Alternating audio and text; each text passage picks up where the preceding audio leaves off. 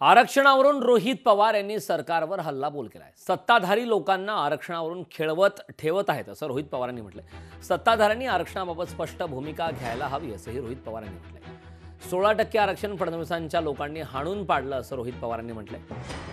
त्यांना लाडकी खुर्ची जपायची आहे, सुपारीबाजांना सांभाळायचं असंही रोहित पवारांनी म्हटलंय।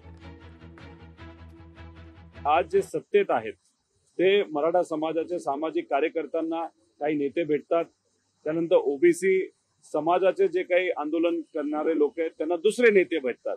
पण या दोन्ही लोकांची काय चर्चा झाली याच्याबद्दल कुठेही विरोधी पक्षातल्या नेत्यांना विश्वासात घेतलं जात नाही। काँग्रेस राष्ट्रवादीने मिळून 16% आरक्षण मराठा समाजाला दिलं होतं, ते कुणी हाणून पाडलं तर सदावर्तेंनी पाडलं। ते कोणाचे कार्यकर्ते तर देवेंद्र फडणवीस साहेबांचे कार्यकर्ते। जे महायुतीतले लोक आहेत दोन्ही बाजूला दोन्ही समाजाला फक्त खेळवत ठेवतात का त्यांना सत्तेत यायचंय।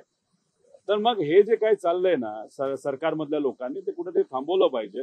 स्पष्ट भूमिका सत्तेतल्या लोकांनी घ्यावी आणि मग ते काय भूमिका घेतात हे आपल्याला बघावं लागेल। विरोधी पक्षांनी पक्ष म्हणून आमचा आरक्षणाला पाठिंबा आहे म्हणजे आहे। लोकशाही मराठी ऐका, पहा, जागरूक रहा।